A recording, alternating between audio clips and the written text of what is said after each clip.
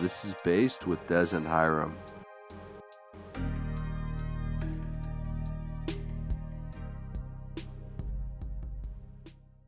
This is Based with Des and Hiram. My name, I sound like a robot at this point. My name is Carissa Des, And I'm Hiram. Yo, yo, thank you guys and so this much for is our joining. live podcast, baby. Live podcast, baby. Woo, woo, woo. Let's go. Woo. I'll talk about my day. So today, I hung out with one of my friends. And if you're going to hang out with your friend, and you're going to take him to a really, really big mountain, please let him know because I went in Heelys and that was really, really, really tough. I mean, it wasn't too bad, but I ended up, having some issues at the top of the mountain.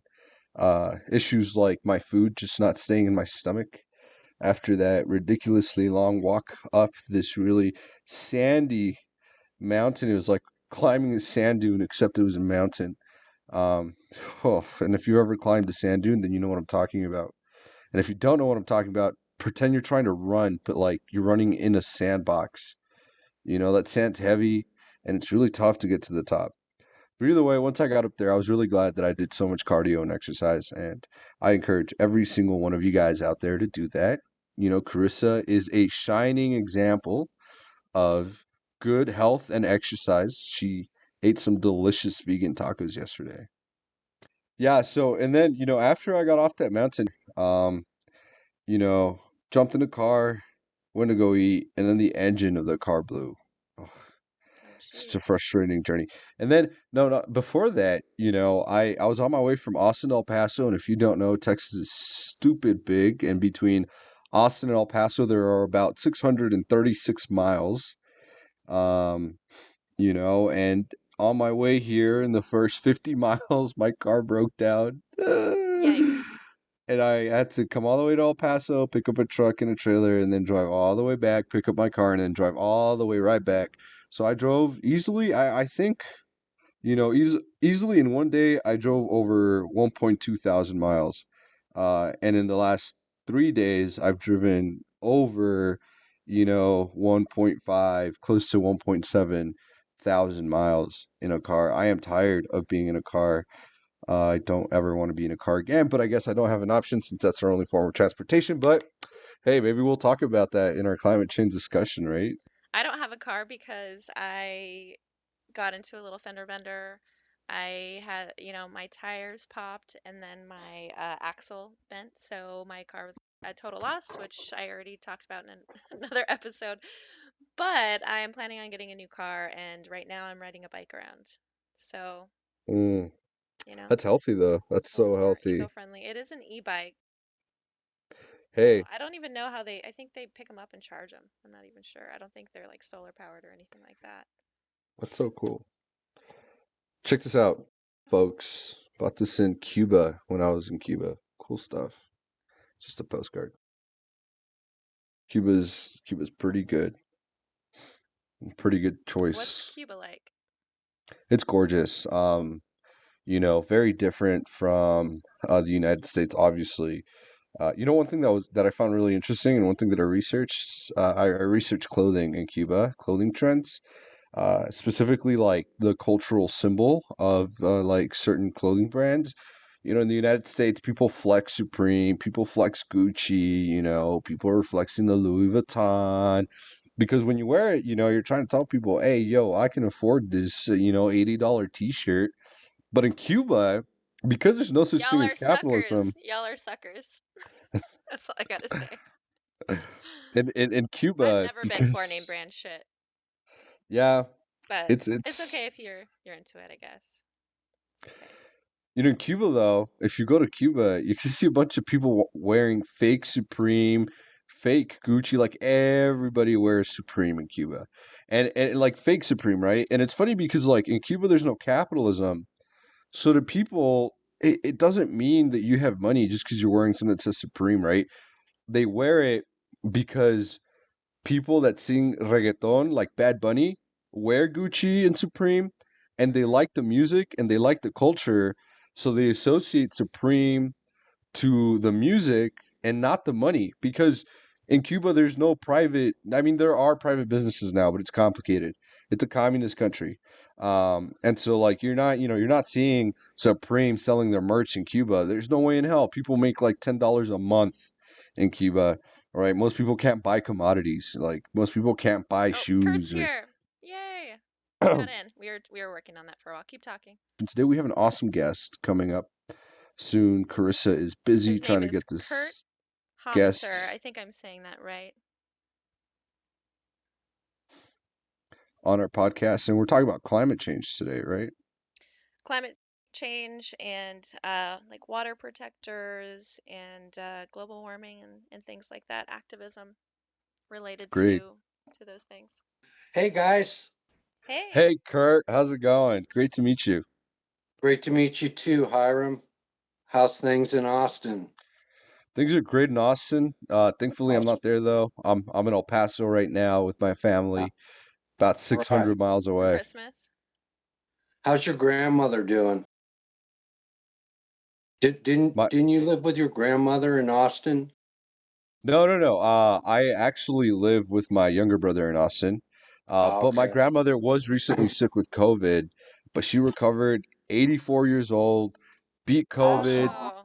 has had Awesome. like Woo woo four woo. heart attacks, and still couldn't be taken down by this virus. So I remember you being on one of the live streams and you were talking about that's how I kind of remembered that. So it was just a conversation you were having. it's good to see you in person. You too. You too as well. Good to see Carissa. Yeah, it's good to see you too. I think I've only seen pictures of you before. I'm sure you've seen me a lot on video when I was live streaming, eating Oh donuts yeah. and doing some cop watching and all that. Absolutely.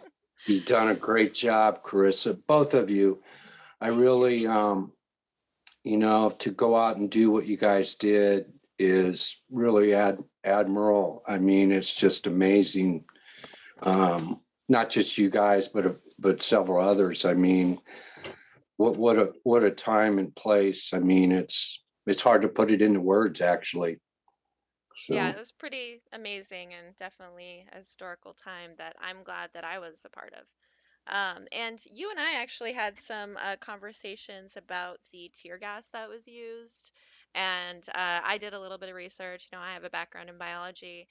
So I, looked up the different side effects of these munitions. And I was chatting with a couple, like other scientists who were actually collecting munitions and, testing the chemicals and such that were in them. And then they were like taking soil samples near the Justice Center where all those protests occurred, right in front of the federal courthouse, where a bunch of tear gas canisters were used. And so, yeah, and you and I talked a little bit about that, and you were concerned about the chemicals getting into the water, which I'm sure they definitely did. Um, yeah, Can you tell I'm, us a I'm little bit about your background? I know that you're an activist. I know that you've worked for the city and you've worked in legislation as well to like get certain things passed as well. Can you tell us a little bit about that? Yeah. So I started being an activist back in 1990, and it was the actual first Gulf War that we had in Iraq. And I was really in that moment, in that time, I was really conflicted because the corporation I worked for, one of our vendors was Raytheon, and I negotiated contracts of the company I worked for. We did screen printing, and we printed heat sinks for the bombs that go into the missiles. And I'm a very anti-war person, and I was in several fights with my company because I felt like there was other things we could be doing. And even to this day, I still carry a little bit of, it's not really guilt, but it really has an effect on me because we printed these things in a mass scale and people died because of this. And I really stood up, and I was in several fights with my employers. They're friends of mine. And so here I am going out and negotiating these contracts. And at the end of the day, I'm going to the war protest. And it's like, this is crazy. And that went on for quite a time. I found myself back in that place in the 2000s when we started the other Gulf War and Afghanistan war. So that's kind of where it started. And then I really got more active after Hurricane Katrina, and the environmental impacts of that was just devastating. And Yeah, I And it was bet. right around that time it started waking me up to the water issue here. And, the water issue, and we get our water supply from the Colorado River, and it's just, it's not good. And I have wrote some, I've done some research with the Pacific Institute, which is a big think tank on water in Southern Arizona or Southern California. And I recently, you should really like this, Carissa. Back in June, I wrote a letter to all 100 senators, and basically it was on stop in line 3. And and inside the letter turned out to be like a 3-page letter, and I talked about the climate breakdown and the ecological breakdown of line 3 and what it does, and why someone in Arizona would be impacted from line 3. So it went into whole list of things. And because the main thing about line 3 is the carbon, and roughly half of this United States, we're all in drought at a certain level. And that's only going to increase the it's going to play a part in the drought. So having said all that, I wrote a letter to all 100 senators, and Senator Jeff Merkley wrote me a personal letter. And I've written hundreds of letters, and I've never had one that was just a handwritten letter. And he really talked about the issues of it. And it was like 2 weeks after I got that, he did a Facebook Live, and he talked about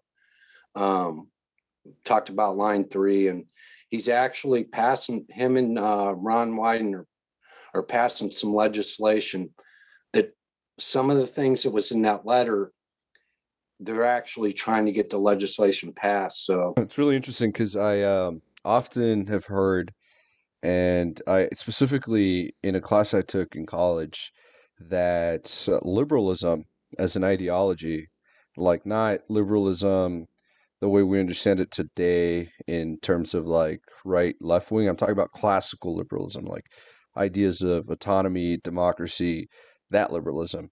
That liberalism, those ideas themselves will not serve us well when combating climate change, because climate change takes a like a huge effort, like an effort that is beyond, like at this point especially, uh what many people can really understand, right? Like no raindrop blames itself for the flood, right? And each individual raindrop does contribute to it, but convincing people that their individual contribution adds to the bigger picture is really difficult. And so you kind of come to a point where you have to think, are we going to have to regulate people's actions, right, and violate their autonomy in order to be able to achieve or to be able to combat climate change? And that all kind of is also tied to capitalism, right? Capitalism itself, so long as it's always intentionally profit driven, will never have any consideration for more than just profit. So there's a few ideologies here, right, that we hold in the United States very highly, that make it really difficult sometimes for us to really have the conversation about climate change and to really figure out what it is we have to do to combat it.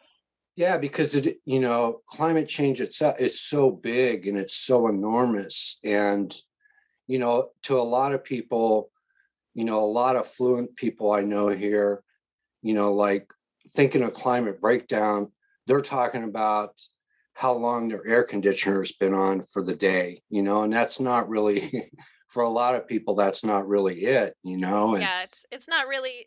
I mean, I think it does matter what we do personally. I think it does help, but what is it like 1% of the population is contributing to like 90% of, the, carbon output or something? I don't know the exact numbers, but it's something crazy like that. yeah, just us in like all three of us, our carbon, footprint plays a part in that. And then you start adding up all the other people, and it's like, it can be big. And just the other day, a week ago, I went out to the Tucson landfill. Um, I had to take some stuff out there. I was there in the 80s, and it was like at ground level. And this thing is a mountain now, and you can see all the way across Tucson. I was like, oh my God, I can't believe how this thing has grown. And it's things like that. Back east, in Ohio, where I'm from, they take their garbage and they incinerate it. Everything, glass, rubber, trash, everything goes into one dumpster, and it goes in an incinerator. And they use that for the pavement of the roads. They're not using like asphalt there no more. Hmm. And it's actually helped them in the wintertime with using less salt and cinder, because it kind of has like a texture to it. And it would be good for Tucson because it's like a very light gray instead of it being black. Just the roads around here, like from June, July, August, September, at like 2 in the afternoon, you can't go out on that street barefooted. I mean, you're going to burn your feet up. And so I think there's a lot of things we could do, and we could cut that, just God only knows how much methane comes out of that landfill. It's got to be enormous. Yeah, I And was I was gonna say, it's bad for the environment if we burn things, and it's also bad if we leave it there to for the toxins to seep into the soil. It's absolutely. really difficult to know what to do with all this waste. I mean, it's just like you said, it's just piling up, and what do we do with it? Shoot it out into space? Exactly. But And, then it and costs kind of money to do that, and it costs energy to do that as well. So, right. I was talking to two candidates today over in California that's um, running in some races in 2022. And what their campaign, what they're trying to bring about is doing like a Green New Deal locally, like break this down to cities and states instead of trying to do this at the federal level. And I think if we started doing this little by little at the state level, we could eventually get there. Trying to do things at this federal level, I mean, you guys see this stuff. It's crazy. I mean, nothing gets done. And I really think that there's some good candidates running across this country this year. And I really think just a month ago, the mayor in Boston won her race, and I think it was like 2 days after she was inaugurated, she announced a Green New Deal for the city of Boston, and so hopefully that can we can start spreading that and start making. We got to start doing stuff. I mean, it's not good. It It seems is like not good at it all. seems like people are starting to pay attention and realizing that we need to make some changes. I personally, in a lot of my classes, my teachers who are scientists, who are, active scientists, were doing research on soil, water, and a bunch of other things. And every Yeah, single one of them told me that if we don't make some huge changes within the next 5 years, there's going to be a tipping point, and this was like 6 years ago. absolutely. There's going to be a tipping point where we're at a point of no return, where it's, our uh, climate change is just going to be so detrimental to the earth, and they'll in the near future we won't have the resources that we once had. So At It's the kind of beginning like of the it's kind of doom and gloom, like here I go being the Debbie Downer again, but but it's true. I mean, right, uh, what do we do at this point? Is there anything that we can do it with all of these, um, big producers creating all of this pollution? Is there anything that we can do? Like, they're not going to stop doing what they're doing. there's so many things that we can't undo. I mean, because we've gone past the point of no return. But I think there's so much that we can do to kind of lessen what we're going to come into. Because I think by 2030, we're going to be seeing some things that, we are just not, we're just not adapted to. And, you know, when I started listening to you, one of the reasons why I started listening to you as a live streamer when the whole social uprising started was the right when you started that there was a fire in Tucson, a big fire up in the Catalina foothills, and there was this one night where there wasn't a lot going on, and you were just trying to have a conversation. Like I think you asked the question like, "What's going on in your town?" And I was like, "Man, I'm looking at this fire because." It seemed like every night at like 10 o'clock, I would get this anxiety going. And, because I'm just looking at this thing, it's like, man, it's a monster. And Mhm. we kind of had you in the chat, we were kind of conversation, there was a conversation going and it kind of, I think why I stuck with you is like, God, you care more than half these people living here. Half these people living here were like, they were posting pictures of how spectacular this is, and it's like, God, you guys, this thing is scary. And it's so. Having said that, it's like I wasn't ready for that fire. It just we're just not prepared for a lot of things, and we got to get at it. So. Yeah. And those fires and a lot more of these climate emergencies are becoming more common. And one thing that like I try to remind myself every time I hear somebody say we're past the point of no return or we're about to face some really serious climate consequences. I remind myself of some of the heat waves that have gone through India in the past few years that have been so bad that people have just died of heat stroke, specifically older folks that are vulnerable to these extreme climates. And that's going to become more common, across the world. And like you said, we're not prepared. I mean, not only are we not prepared, but really it's going to be a situation very similar to COVID at first, where the people that are really being affected are the most vulnerable, There, and there's a everybody lot of else is kind of deniers. walking around saying like, oh well, it's not going to affect me, it's not going to get that bad. And then it's going to get to a point where no matter how healthy and young you are, these heat waves and these consequences are going to catch up to you. And really at this point what we're doing, we're not trying to prevent climate consequences. We're beyond that point.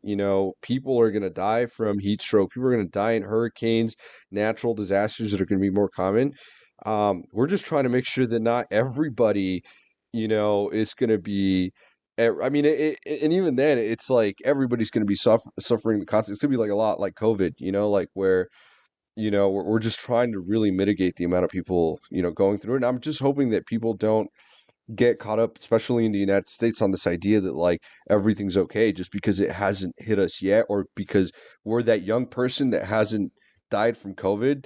You know what I mean? But it'll get there. If we don't act on it, you will die from climate consequences if we don't act. I don't know if that makes sense, but I think that like No, it does. Yeah, it's really easy Makes a to. lot of sense. definitely. And like I said, there are a lot of people who don't believe in climate change, even though almost every single scientist that you speak to will tell you that we've All reached right. that point of no return.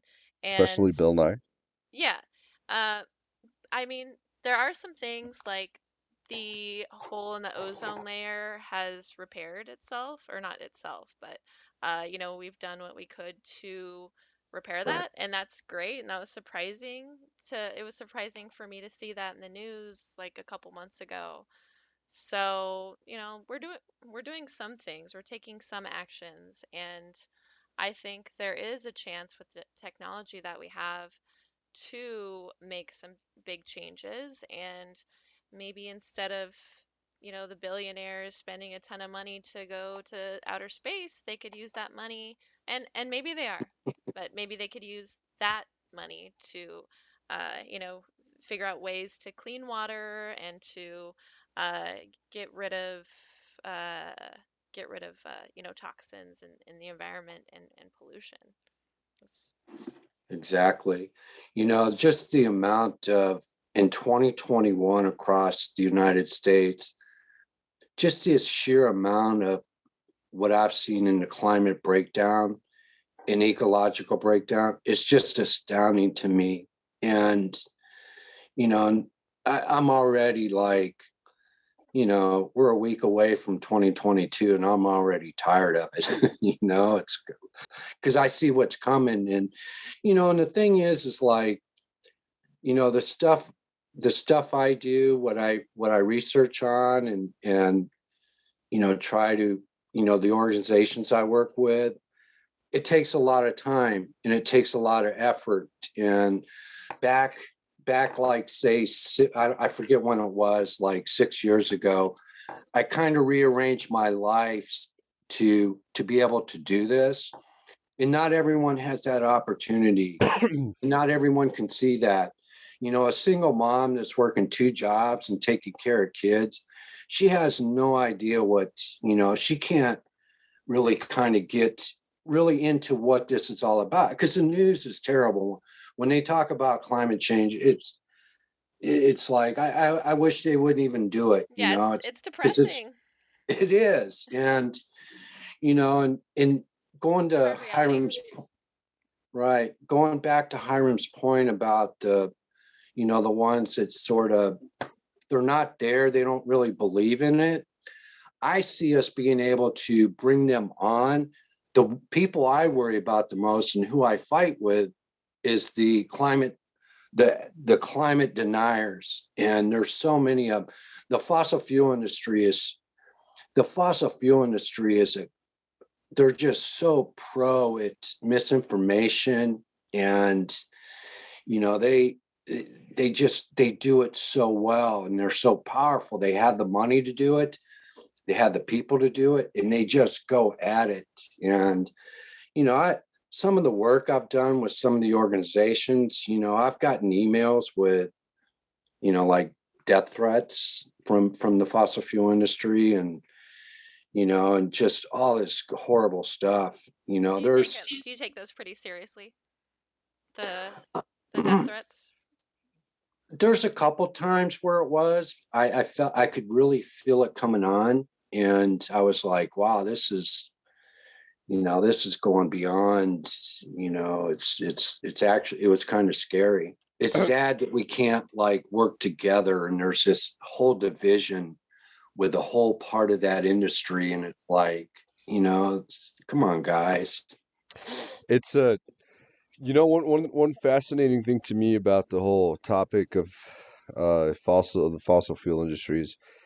During the industrial era in the United States, I mean, we had no clue what we were getting into. We went from steam engines, to more sophisticated forms of combustion, and use the use of fossil fuels, and all of a sudden we're using gasoline and petroleum for like all kinds of stuff, right? From like running our cars to running all kinds of different like types of technology and gadgets. And we got so used to thinking this is a good thing, or so used to integrating it to our daily lives, and now that we're trying to let it go, it's really difficult, because since the conception of the Industrial Revolution, one thing that's been very effective about that moment in history is that it made its way to almost every part of everybody's life. And asking people to let that go is not easy. And the fossil fuel industry knows that, and they play on that, right? They know like fossil fuels are a part of your life. And if we They're leave, like, then don't you all want of to be this stuff, comfortable? yeah, don't you want to be good? And we were naive, sure, right, at the beginning, and now we understand more about fossil fuels. Yeah, but it certainly doesn't help that I think fossil fuels really play to that, initial naiveness of ours of allowing fossil fuels to infiltrate every point and moment of our lives. I think a lot about, that fight that they had with the lead paint. It's like the people just did it and got over with it. Like, hey, it's not good, so we don't need this. Yeah.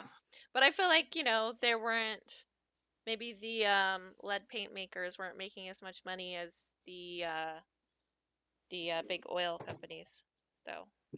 There I mean, you, there, I'm sure it put a lot of people out of business, and right, sure a lot of people lost their jobs, but it wasn't, uh, as the same scale as, a big oil company. but the thing is too, Stronger. like, I get that point, because it is. I mean, the fossil fuel industry is very, very profitable. And, when we talk about our economy, I mean, our economy is kind of driven by the fossil fuel industry.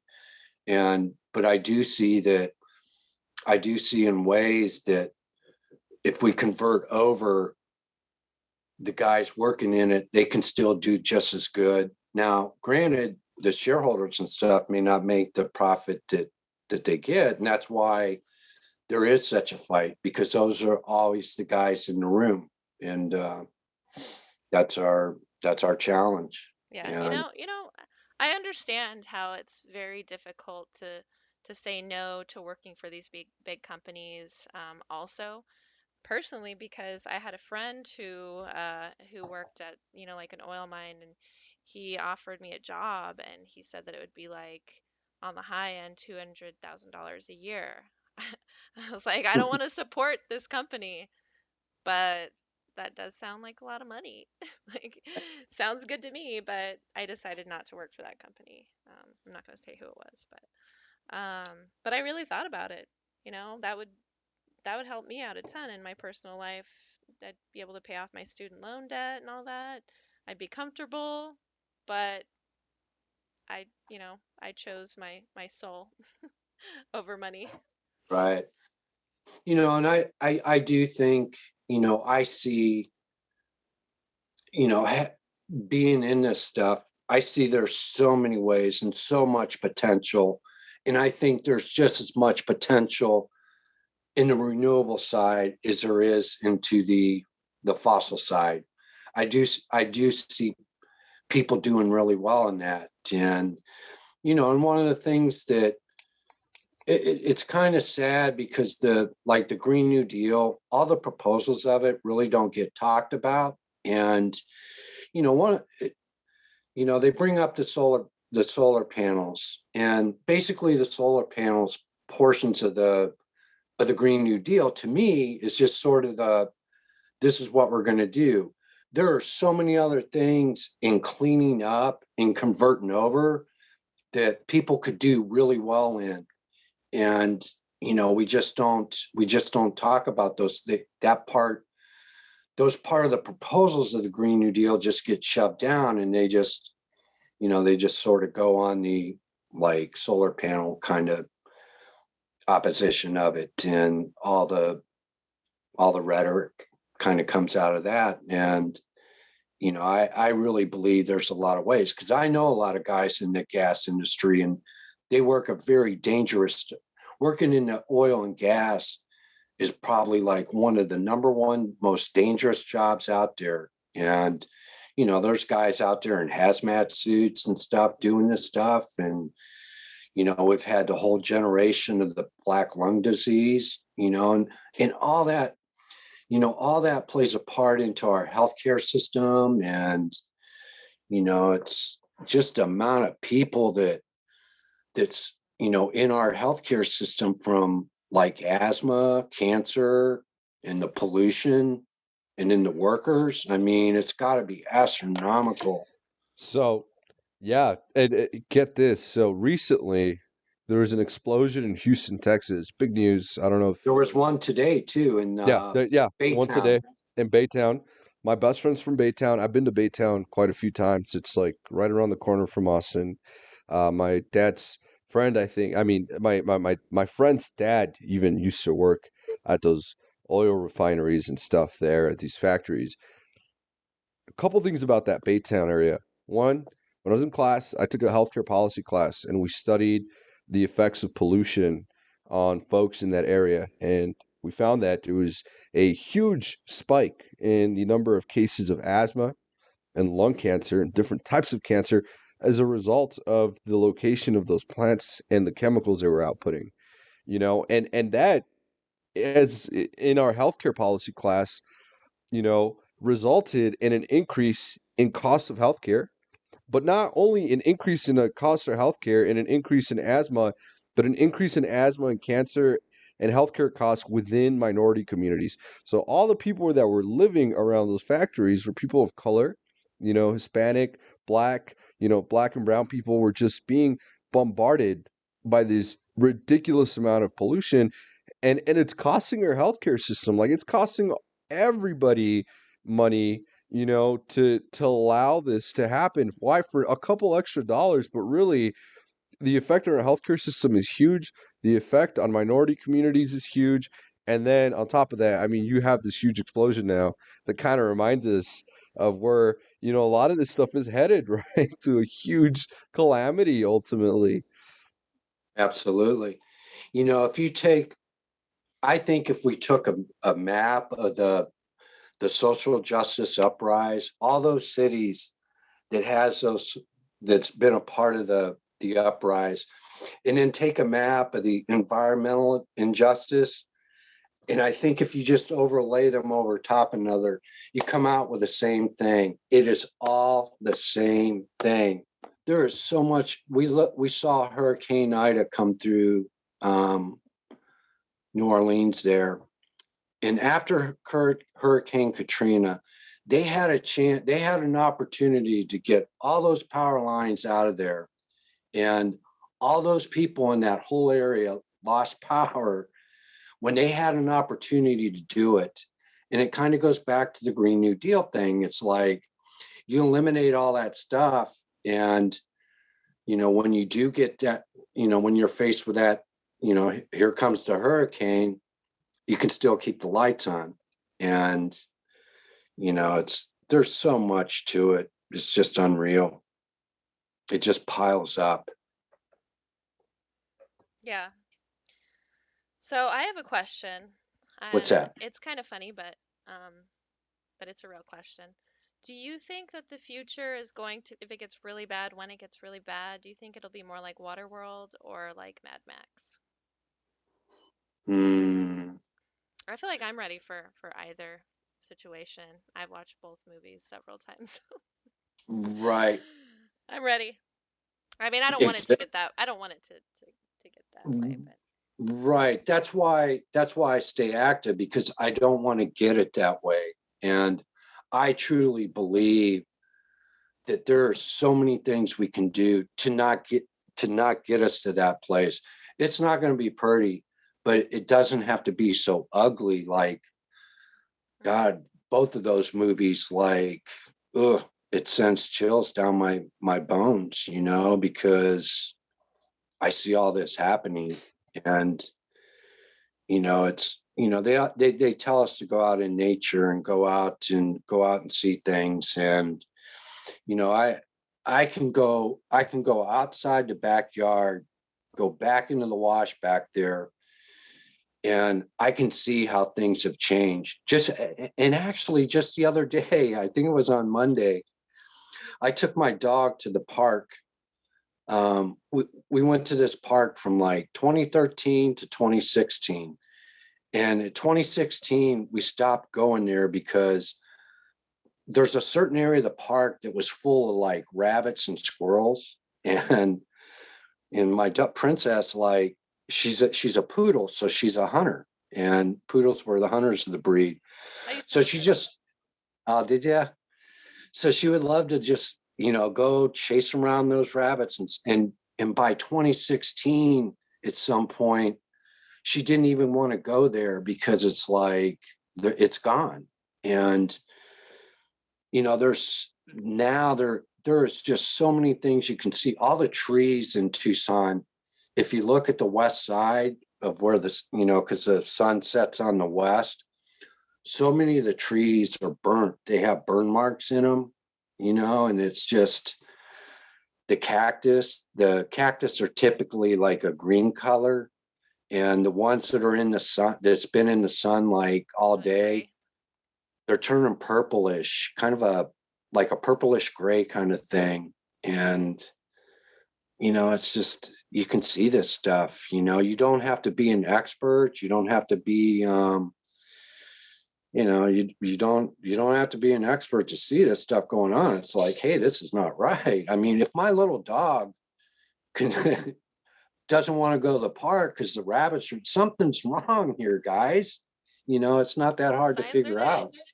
Yeah, Like even yeah. in Portland, people who've been living here for years and years have been saying, I hear it all the time that, within the past couple of years, even like the past 3 years, it's just gotten so hot during summers. Like even when I first moved here, like 7 years ago or whatever it was hot during the summer, but it was maybe like 3 days, 4 days of hot weather.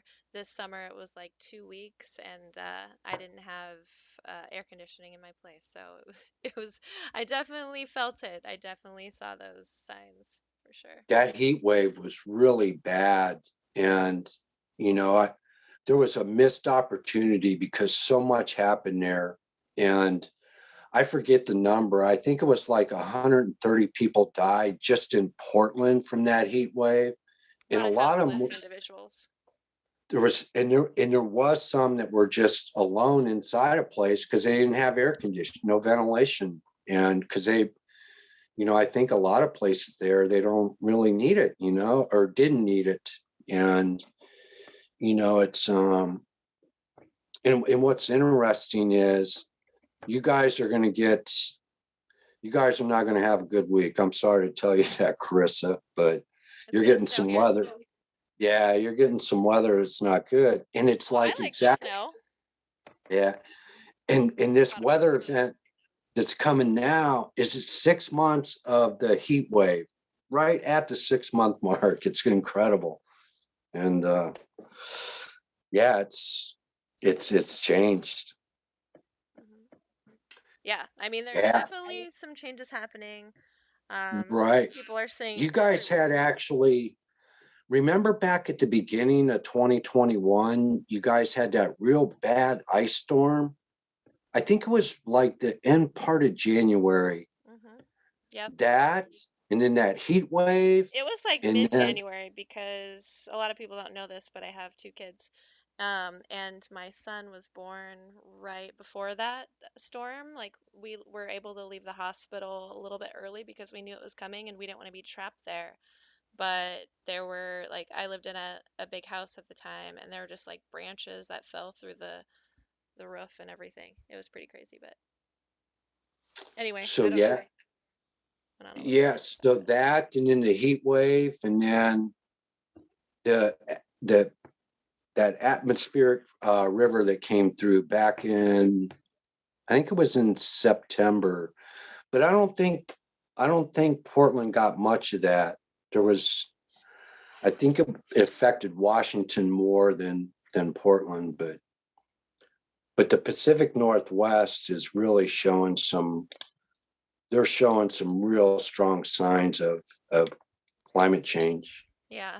Well, I know that obviously California has they're big. They have a lot of pollution there, and I wouldn't drink their water from the tap ever. Portland's water isn't so bad, but I had heard a couple years ago that they were actually like funneling water. They wanted to like funnel water from Portland. I don't know how that would have worked, but I don't know. Does anybody know if they're still talking about that? I don't know, but I think there's going to be a point where we run out of drinking water, and I've said that to friends, and they're like, no, we're not going to run out of water, but I think it's definitely a possibility. There's like desalination machines in the Pacific Ocean that are helping, and we're probably going to have a ton more of those just so people can get enough water to survive. Right. And that's the thing, like there's so many countries around the world that they started going through drought like in the 2000 decade, and they've switched over.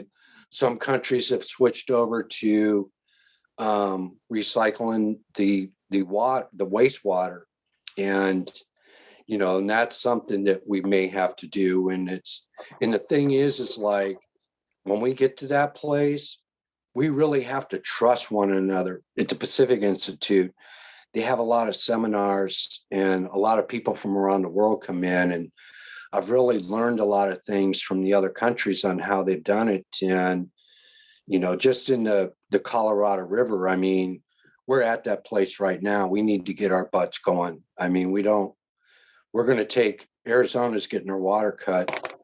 We're going to get I forget the acre feet that we're getting cut, and we're going to start pumping more groundwater to make up for those cuts. And it's like that in itself is just so crazy, because you're not taking care of the problem.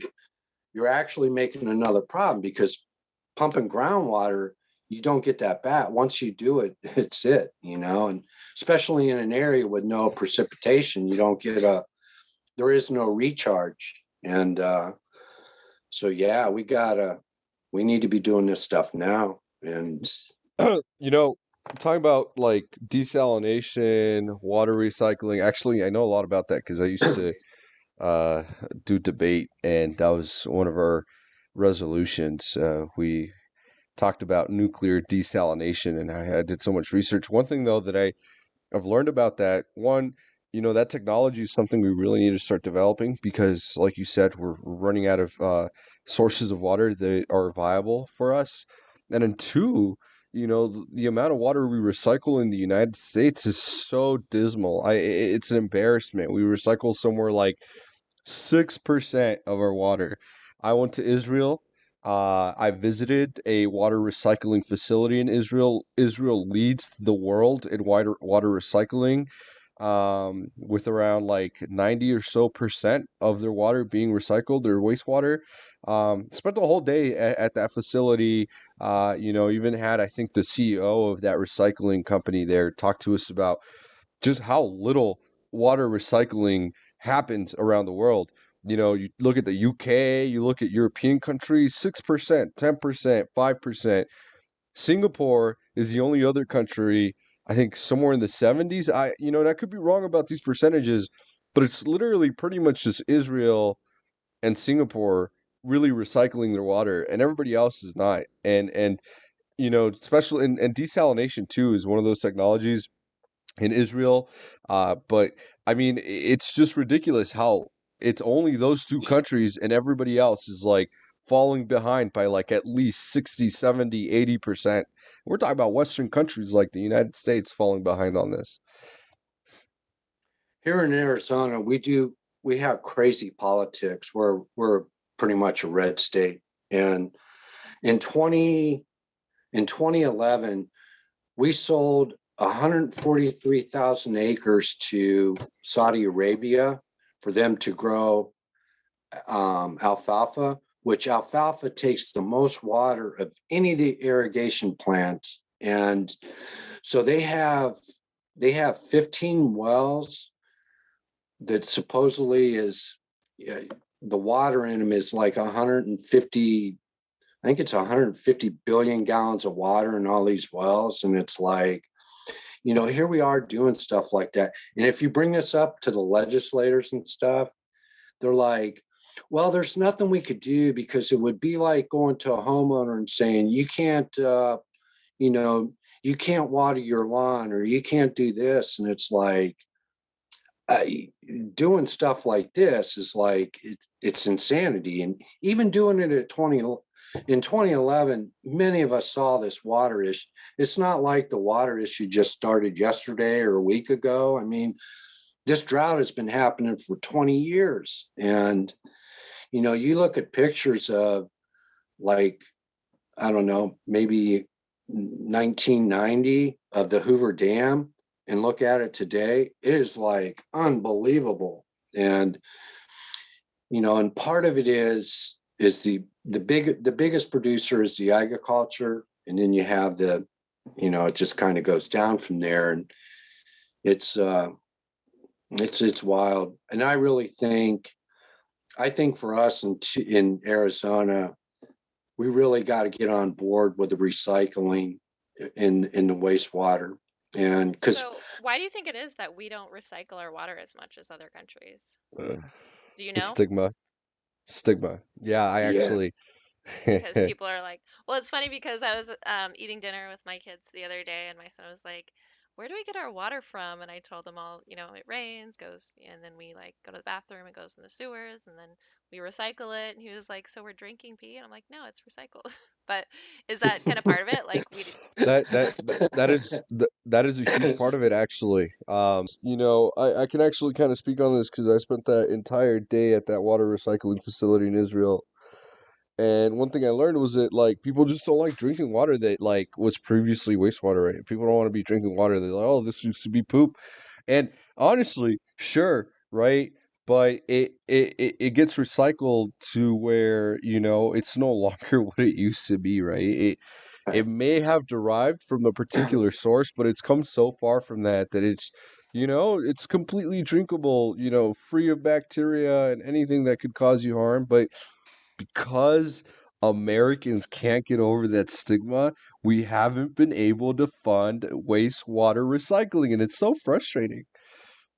you look at the bottled water. The part of the problem is this bottled water thing, the bottles of water. And these people think that this water is the greatest stuff. It's so special.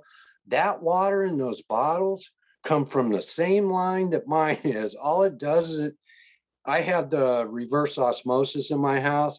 It's the same thing. I mean, this idea, like Arrowhead uses the water from the mountain spring, that's such BS. It's And yeah, no, absolutely. And I really think that funny enough, and that's separate again, and I want to just say that because I know that gets real political. Separate from the politics of the region, I think the United States needs to follow in the footsteps of countries like Singapore and Israel and really start implementing water recycling, and we need to get to a point as a society where we can understand these really complicated topics, and it takes time, right? You got to sit down, you got to do your research, you know what I mean, before you can get from this is poopy water to this is water that's been recycled and it's safe to drink. Because I get the stigma, but I think oftentimes we get so caught up in simplifying everything that what I mean. We simplify it so much that we don't really understand it. And like you said, that's the same thing with water bottles, and with anything else that they market towards us. It's like we are so susceptible to being lied to because we don't have the knowledge base, we don't have the research to stand up and say this is bullshit. This is not mountain water. Or this is not some kind of youth provoking or invoking water. This is just goddamn water, and they're making it seem special. But you know what I mean? And honestly, this is why these conversations are important because this is where we're really learning the details of what goes into right some of these big water conversations, like the little details that really make the difference that people don't often have. And I guess I get frustrated just and I don't get frustrated. It's just such a natural human thing to want to simplify things, right? But really, it's not simple. It's not that easy to understand. You know what I mean? And if you really want to make the right choice, you have to have the tools to make that choice. And those tools include knowledge and education.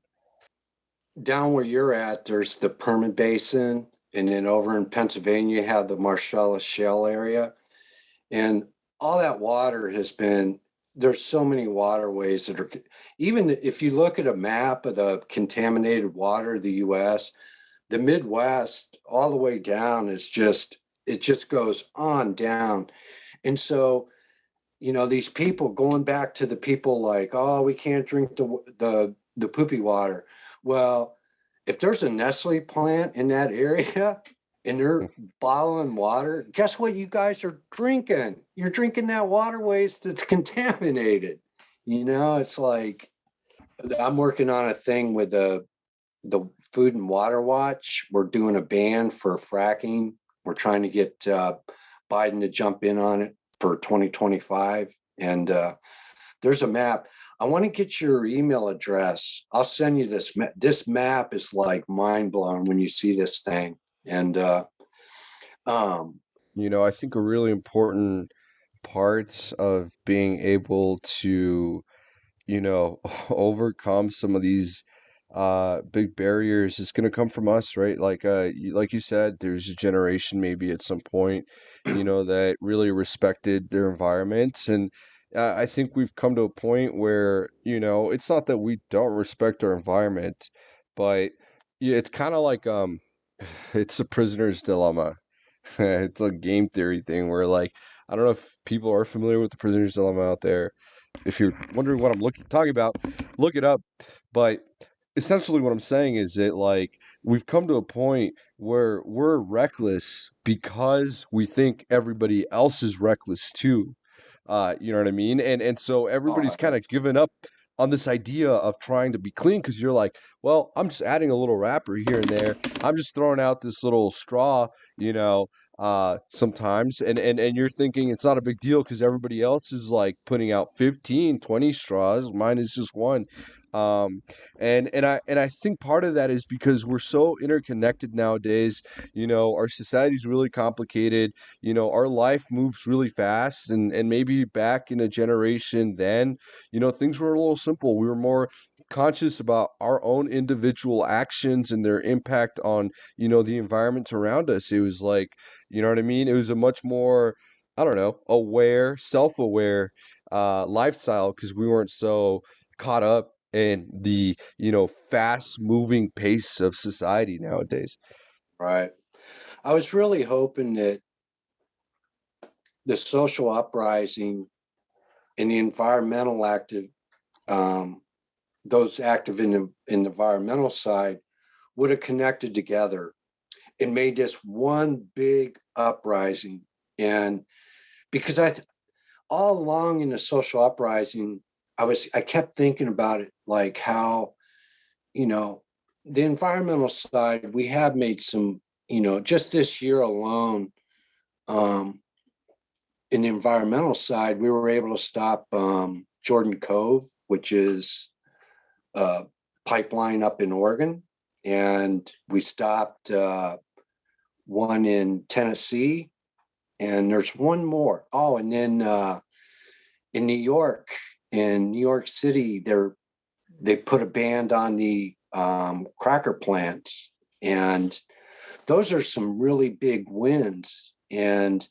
But going back to the like 2020, I was really hoping the two would come together and we would create this one big movement and not only make some progress in the social justice, but also the environmental justice. And I don't know. I just sort of I was really hoping that would happen and just to I be mean, able to see if it could go, we because saw I think that's we what saw we a need little to bit of do. that here in Portland, where a lot of water protectors and indigenous folks gathered and protested. I actually went to a few of those protests, Yeah, demonstrations, and one I'm. that stuck out was, I don't know if you were watching when we went into the different banks, the banks Yeah, yeah, I remember who are those. funding the Right, pipeline. Um, right. it was Chase Bank and I believe Wells Fargo as well. It was probably like a group of like 50 people went into the banks and they were just like, chanting and holding up banners and stuff like that. And it was just, they closed down the bank. It was like during business hours. So it was just, yeah, definitely memorable. I was just happy that somebody was doing something like, you know. I'm really proud of the environmental movement that's in Oregon. They're doing some incredible work, and PDX, PDX 350, that organization is really good. Sunrise Eugene, Sunrise. um, Well, there's Sunrise PDX too. Sunrise I actually PDX. met those folks and they're Sunrise Yeah, yeah, ATX. they're everywhere. Oregon is doing really good. And Jordan Cove, it took, God, we started fighting that thing like 10 years ago. And we finally the people stood up and the developers just walked away. They were like, we're not going to do this. And, that was the activists pushed those people out. And, and when we talk about, going back to the part of the conversation where, what can we do? And, one of the main things we can do to stop money in politics, stop the fossil fuel industry, is in banking. If all of us go to a community bank or a credit union, Yeah, we talked about we this. we shut that money down. And it's that's I I have a question, Kurt. If you had 1 minute of everybody's time, how would you describe the issue and how we could solve it? the climate crisis. Yes. A minute. Wow. God, because it's so big. And looking at it from the standpoint of Arizona, and this is what I do, I try to bring the conversation up of we have to start conserving water. We have to do that ourselves. We can't put all the blame just on the politicians. I mean, in the fossil fuel industry, we play a part in that too.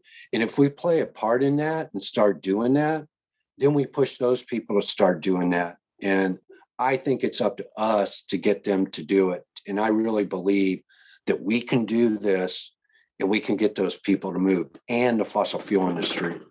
But it's got to be all of us. And Sorry. go ahead. Oh, if you were to ask me that question, Hiram, I would say that the number one thing that we could do to help is to make sure that these big uh, companies are getting taxed higher, and they are getting fined for putting out like a certain amount of waste and pollution. Um, I think that would be very important, and that would hopefully get them to find different ways to manage their waste a little bit better. Um, Also, I think that if we could get more people to, you know, buy electric cars, which I think the US is working on, I think that would help a lot. Those two things, I guess. What Yeah. about you, Hiram? What do you think? What do I think? I think the number one thing that I would want to tell folks regarding climate change is that we don't understand it, and that's okay. You don't understand why you're doing what you're doing, but we won't always understand why we're making an effort to conserve water, why we're not polluting, why we're gonna give up our car, and they're difficult decisions to make, and often we always want to have a really clear and great understanding of how climate change works, where it derives from, is it a conspiracy or not? But sometimes we got to take that leap of faith, and accept that we're not going to understand everything of what we're doing and ultimately why, but at the very least, we can embrace, the idea that what we're doing, even if we don't understand the complexity of each of our individual actions, will ultimately benefit not only us, but our future generations. I would want to, I would just like people to believe in climate change in a lot of the ways that they believe in God, where it's kind of like a blind faith thing. You know what I mean? Because I feel like people end up denying climate change or getting ignorant or getting careless because they don't grasp the concept, but that's okay. Like, you don't have to come up with a conspiracy theory and deny climate change just because you don't understand it, right? And we do the same thing with our bigger beliefs and things like God and our own principles. We believe in them blindly, but because we know that there's benefit from holding those beliefs, even if we don't understand them. So I don't know. I feel like that would be my biggest thing because I feel like everybody wants to understand everything before doing it, but it's just not the case. And people want to understand it, but then they don't, because then they just end up simplifying it in a way that they can understand it. And it's like, no, you don't understand it. It's complicated. Just do it. Like, you might not understand the science, but heck, like, it's not a reason not to act. Absolutely. I'm not an expert. I'm not a scientist. I never went to college, but I've learned a lot of stuff, and I've reached out to people to teach me this stuff, and and it just that's what it kind of takes to, because I want to know where we're going. I want to know what's happening with this stuff, and that's why I've taken the time to do it, and because it's going to affect me, and and and one of the main reasons why I take all the time and the energy and what I'm doing this for, I'm not necessarily doing it for myself, but I'm doing it for the young generation and the generations to come, because I'm I'm 57, so I'm heading on the other side, and it's I You're young. it, what's that? I said you're still young. Thank you. It's all about the mindset. It is.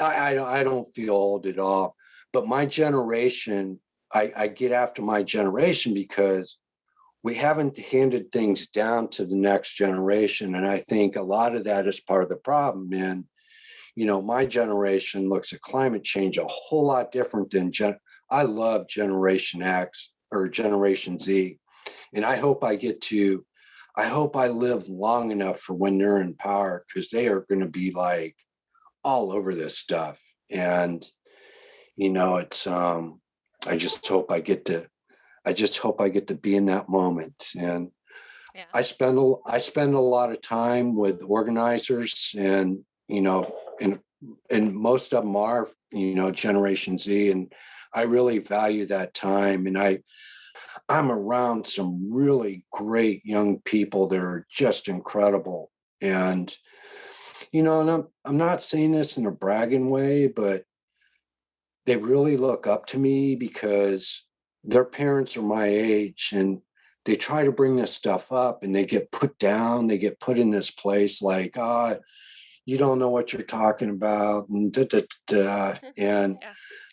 but I listen to them, and I be a part of them, and it's like the way they appreciate it is just so incredible. I mean, They're thinking, wow, this person actually cares about my future. right, the amount of gifts that I got this week from these young people is just incredible, Carissa.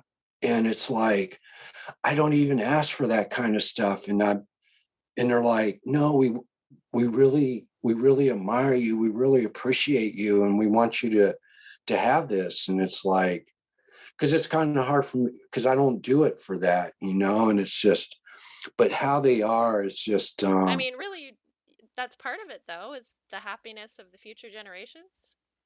That's part of it, I exactly, think. exactly. And, it's with them, and if we could just get some more of my generation into this thing, it's like we really could Gosh, be, it's hard. we, it is. Just to actually, make changes in the way that you go about your daily routine to recycle and compost is just, hard for a lot of people to do, I think. Right. I was in over the last weekend, I was in a Zoom with a lot of people from the Democratic Party here, and I'm actually the youngest person in there, so they're all older than me. And so one of the questions was, what do we want to, what should be the messaging of 2022, and what should we be asking the candidates? And I went straight with climate change, climate breakdown. And, and I only had like 3 minutes to talk about it. And so kind of the discussion was like, well, that's kind of hard to talk about all that, and it's kind of too much. And they want to talk about the abortion thing, and it's like, you know, when I go out from October to December, I've been going and getting signatures for there's a attorney general running she's a climate sort of, she has a climate platform and won the corporate commission. So I've been getting signatures in my neighborhood, and out of 438 people, 380 of them, the conversation of what issue bothers them is climate change. And there was no one talking about abortion, not one. So it's kind of interesting to, try to break through their, what they see and what they want. It's just a whole different place. And, and it kind of, I think it comes down to the fact too that, they're at that place. So they don't see this. They don't see this as a worry for what the future is. And, that's, to me, that's the kind of the block that we have between us. And I don't Yeah. know, I am frustrating. wondering if I will have grandchildren Absolutely. at this rate, and with the way that climate change is going, like, will they Right. have an Earth to live on? And you have, like, I talked a little bit about, like, the billionaires flying to space, and they're like saying that they're doing that so that we can eventually move to outer space. But like, I don't want to live in space. I want to live here. Right. Yeah. Yeah. That's Uh, crazy. talk about that, No, thank Carissa. you. I don't even know if I'm gonna have kids Yeah, specifically that's because of most of climate my friends change. aren't because of that. Yeah, I have that as a serious consideration, given the magnitude of the issue, and quite unfortunately, as every year passes, I become more and more pessimistic of the way that we may be able to handle this crisis. Because I really just think it's way above all of our heads, and especially it's above our heads, and then it's above the heads of people that are really prone to do really dangerous things because of that, right? Like because it's like way above our heads, we don't really comprehend it all. Like we're really likely to engage in very dangerous behavior. I don't know. I just yeah. What I'm just trying to say is I don't know if I'm gonna have kids because of climate change. I like the I like how our panel is right now in terms of like, I haven't had kids. Carissa, you have kids and may have Likely. I grandkids. probably have kids. Uh, you might have allegedly. I just And remembered what then I was going to say too. Kurt, I don't know, do you have kids or grandkids, and are you worried about them?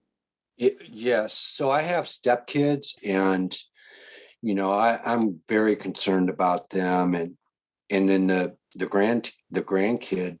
It's I look at them and I'm like, my God, what we're doing, and I that's why I really do all this stuff to work for that generation, because it's like it's not fair. It's just, and it's absurd. I mean, it's just ridiculous, and it's sad. It's very sad and depressing sometimes. Hmm. I'm an emotional guy, and I do break down sometimes because I just like it's just so It much. feels hopeless, like there's not really much we could do. I'm Right. I remembered when I was in like third grade, we really cared, like everybody seemed to really care about the environment and the rainforest. I don't know if you remember that, but I don't think you know how old I am, but it was in the 90s, like the mid 90s. People were very concerned about the rainforest and like Right. recycling, reduce, reuse, recycle, and all that stuff. And I don't know what happened, but we were very unified on that. You were talking a little bit about how we need to come together and like unify, but politically at least, like we're just becoming more and more divided. I wonder if in the future, when things get bad, where we're like, running low on water and it gets super expensive, and it's like, there's all these droughts everywhere, if we will come together. Yeah. That's the issue right there, because if we did come together, we can make progress with it. And one of our big fights that we're in is the divide. I Man, I've been reading the comment section. It's a whole conversation of Yeah, its yeah. own. I was going to talk a little bit about that. There's a question for Kurt. Any thoughts on the Amazon in Brazil and its desecration effect on us? 50 words or less. I haven't had my donut today either. Did you hear that, Kurt?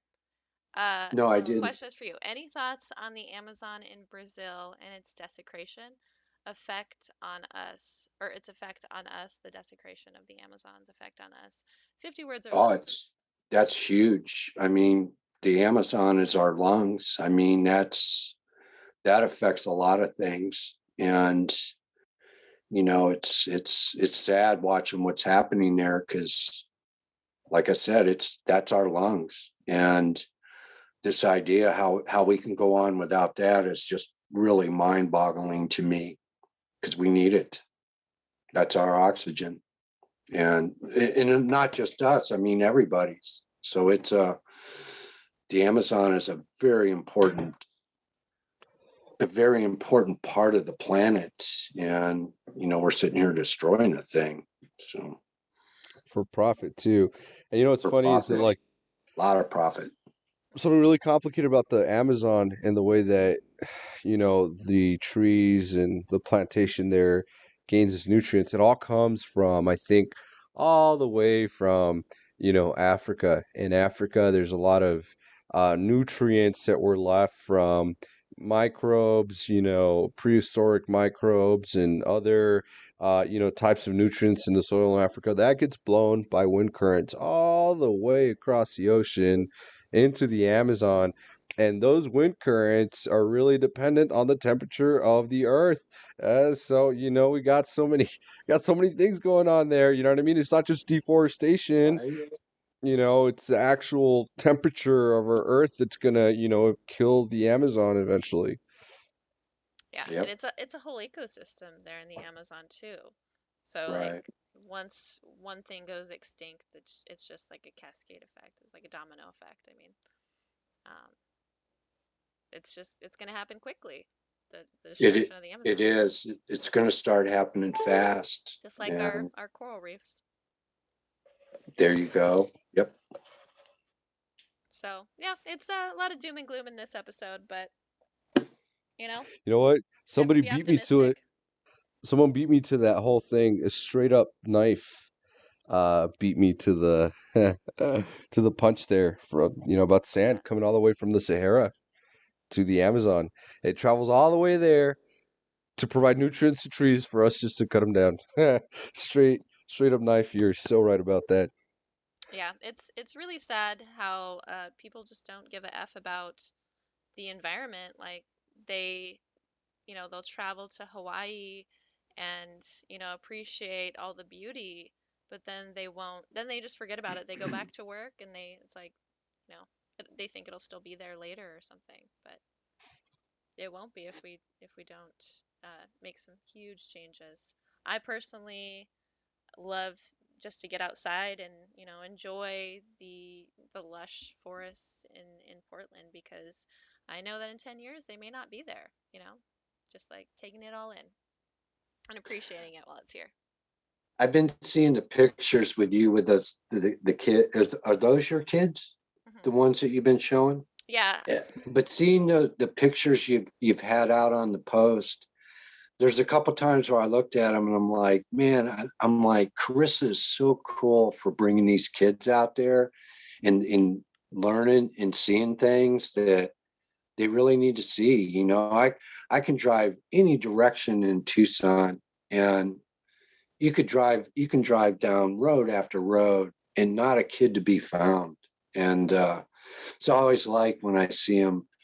The places you've taken those kids to is like, like you said, they may not, 10 years from now, that might be gone. And that waterfall, that picture of the waterfall was really cool.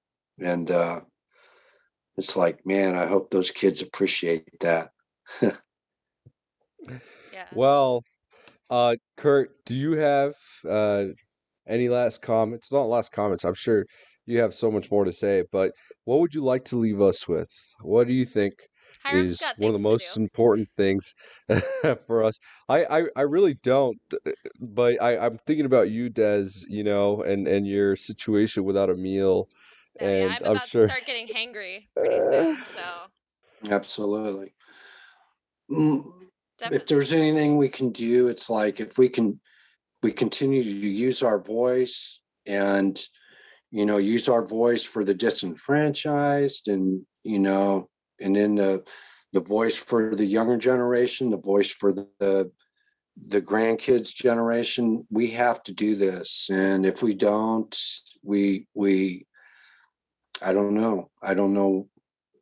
We got to do it, and it's we got to get our neighbors involved, and it's just like voting. I mean, we got to do this stuff, and I believe that's part of the way, the path forward and the path out of it.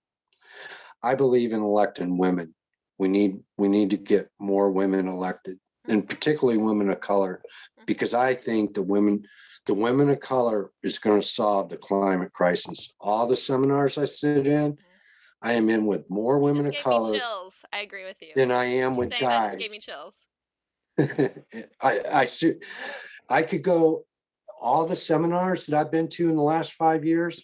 There's more women of color in there than there is got a lot. The last one I was at, That's who I most think of the there water was protectors are like indigenous women. right. I think the last one I was at, there was like 30 women in there, and then there was only four of us guys sitting in that room, and so that's my take, Yeah. guys. One last thing that I want to talk about is what you can do like on a smaller level, even though you're probably only like, 1%, not you personally, but the people listening are probably only 1% of our climate change problem. Some small things that we can do are I had when I did have a car, it was a hybrid car, so getting a hybrid or electric car, recycling, shopping at thrift stores. What else? Yeah, that's all I can think of right now. Those are Not like the running a basic things. shower for like 25 minutes, Not or wasting water. extended period of time. You can do that, and Right. so Somebody just said in the comments, one thing that we could do is use fewer plastic. And I wish yeah, that's something that I yeah, definitely would recommend doing. I actually did some studies on fungi that consume plastics. I don't know if that's going to be something that's big in our future, but right, what we can do, and before that happens, is just use right, less plastics. Like buy things that come in glass containers because right, plastics don't really break down 100%. And right, even if you're recycling, a lot of times the things that you recycle just get thrown into the landfills anyway. Like, you know, things are a lot of times things are just too small to even recycle, or you put one thing that is not recyclable into your recycle bin, so they just throw out the whole can because they're not going to go through every single person's recycling and take all those, things out that can be recycled. So just, yeah, use less plastics. right. Do you have any last words, Hiram? Any sweet nothings? Do I have any sweet nothings? Man, honestly, I think both of you beat me to those tonight. But I personally will definitely keep a lot of the information in mind as I'm, living my day-to-day life. It's tough, right? To sit down and use less plastics, to make a conscious effort to live closer to a zero waste life. But nevertheless, I think that it's the small little details in our life that we consciously change that are going to really make that bigger impact, including the way that we express ourselves and who we express ourselves to. Kurt wrote hundreds of letters to all kinds of, leaders in our community. And that's a really important part of, what we're able to do to create change. So, write some letters, make a conscious effort to make those small changes in your life. And even more than that, inform yourself about these topics. And one really good way to do that is watching Based with Des and Hiram. So, Mm. really appreciate everybody joining us tonight. And I think that's it for my sweet nothings tonight. Yes, thank you everybody for listening, watching in, and commenting and asking those questions. You make our podcast happen. You help us to make it happen. So Absolutely. And peace, love, donuts, everybody. All right, much love, everybody. Thank you so much for tuning in. Look All for right, this on all of your podcast streaming platforms like Spotify and even Des Media Facebook page. Follow us on Instagram. We have a based podcast Instagram if you want to look that up, and we all have our personal Instagrams as well if you want to follow to stay updated on future episodes and information. And for those who are listening on Spotify in the future, please participate in our polls. And, we ask some questions on Spotify that you can answer. So keep an eye out for those. Have a great night, everybody.